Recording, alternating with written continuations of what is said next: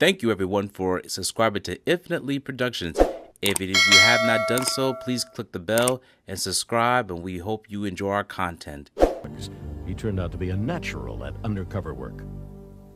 Joe was the best that I've ever seen. Joe had a clear grasp of what the goal was. There was not one request that was made of Joe by the Bureau that he did not comply with, and did it credibly. The FBI called it Operation Home Run. With government and mafia money, the undercover operators started up the Beachside nightclub in Singer Island, Florida. And every step of the way, the mobsters were photographed, videotaped, and recorded. There was times I was scared, yeah. But we were working with, killers. We were going in their homes of killers. When I say killers, they're butchers. Fat Andy was a butcher. He'd chop you up and put you down to the garbage disposal. Joe taught John, and John picked it up and did it so well that Fat Andy Ruggiano, a made capo in the Gambino family, made a hand-to-hand loan with an undercover FBI agent. One of the owners of the bar in Singer Island told me about a year later that they suspected me as being a police officer, an FBI agent, when Joe first brought me in. And the only reason they were telling me that then, or now, was because they knew it was absolutely untrue.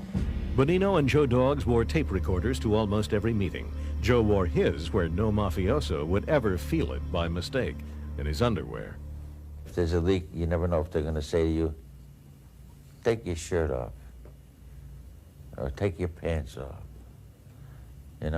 So you always got that in the back of your mind that, it's very uncomfortable to work with a wire. If they had found it, that was Joe Iannuzzi's last day. He would have died right there, because that would have been the end of him and the end of the case, and John too, for that matter.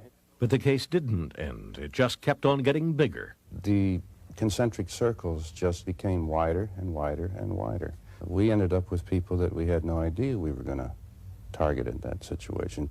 By the time Joe and John were done, their FBI operations had snared a dozen mobsters. The ripples were felt all the way up the Gambino chain of command. If you go back to all of the things that occurred, especially within the Gambino family and what happened with Paul Castellano, Paul Castellano's undoing was as a result of Joe. You can go directly back to that.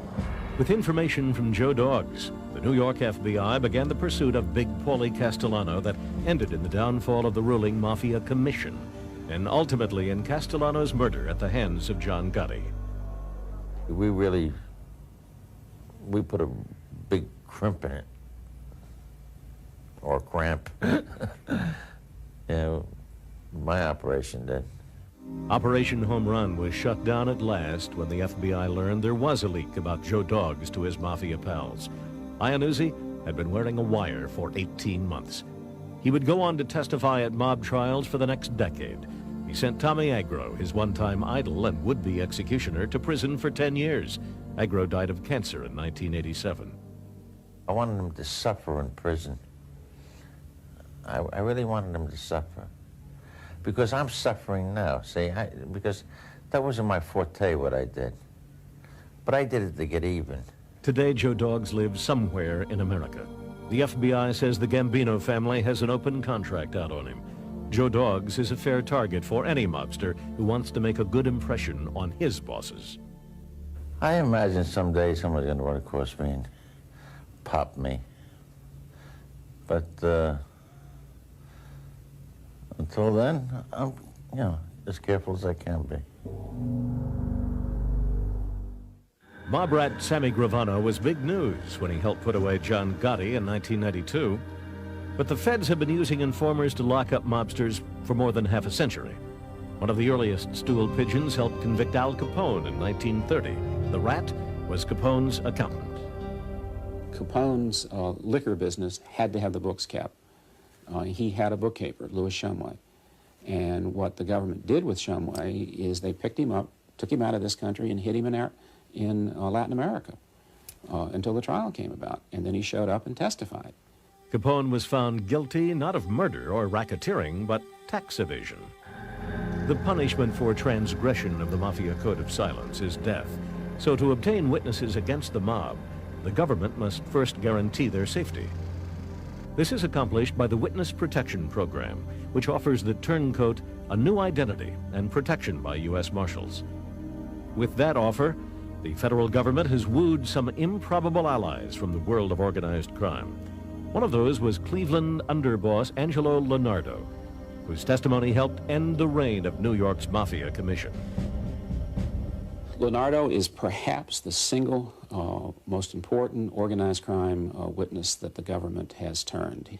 He was in a position to know of the relationship between the Cleveland family and the Teamsters, which was extremely close. He was in a position, because he was underboss in Cleveland, to know of the national structure of organized crime.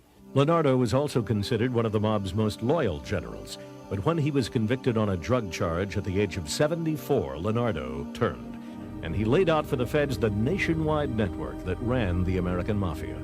He showed how all the lines of power led back to New York. There, the heads of New York's 5 Mafia families sat on the Commission, a Mafia board of directors.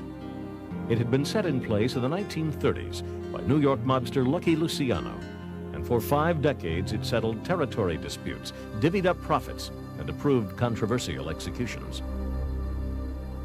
As Cleveland underboss, Big Ange Lonardo had taken orders from the Commission for years. He fingered Genovese boss Fat Tony Salerno, Colombo boss Carmine the Snake Persico, and Lucchese chief Tony Dux Corallo for supervising the Mafia's activity nationwide.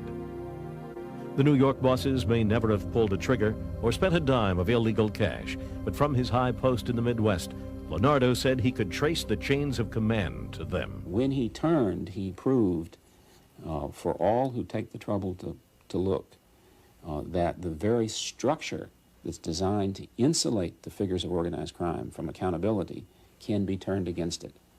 Because he was high up, he had both power and information.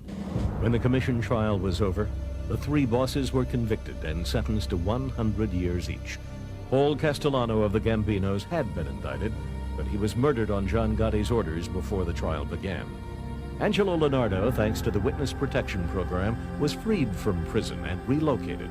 He also admitted to receiving more than $1 million from the Justice Department. That kind of deal infuriates defense attorney Albert Krieger, who in defending John Gotti faced mob rat Sammy Gravano on the stand.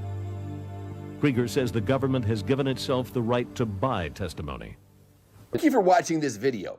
Please subscribe to our channel and check out more content. Feel free to give us your feedback and suggestions on who we should do next in the comments. This is Infinitely Productions. We love ya.